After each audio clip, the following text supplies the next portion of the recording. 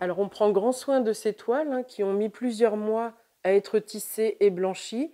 Et quand elles arrivent ici dans la pilerie, dans cette partie de maison du marchand où on va conditionner, stocker avant leur vente ces toiles de lin, c'est le travail du carreur.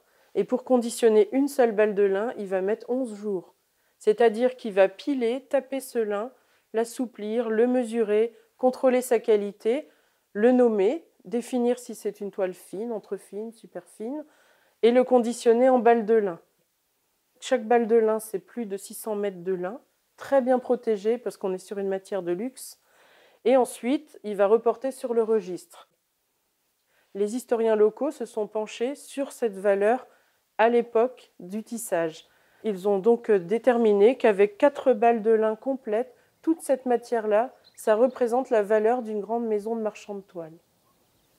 Alors au début du XVIIIe siècle, le village compte plus de 2000 habitants. Et donc sur ces 2000 habitants, il y a 14 familles de marchands de toile, 160 fermes où on travaille le lin, et on estime à plus de 400 métiers à tisser. Donc c'est une activité très importante.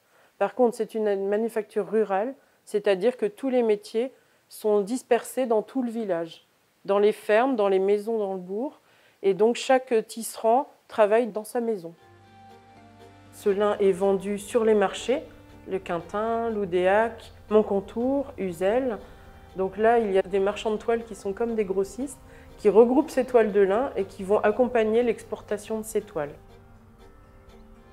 Les toiles transitent par Dinan, arrivent jusqu'à Saint-Malo, sont embarquées sur les bateaux des armateurs et à destination de Cadix en Espagne. Et en Espagne, ces toiles sont de nouveau revendues sur des marchés et partent donc par le biais de l'Espagne jusque dans leurs colonies en Amérique latine. Alors les colons espagnols achetaient ces toiles de lin qui permettent toujours d'être à l'aise, même quand il fait très chaud. Donc ils recherchent la beauté du tissu, mais également son confort. Donc ils vont apprécier jour et nuit ce tissu et vont en faire venir de plus en plus.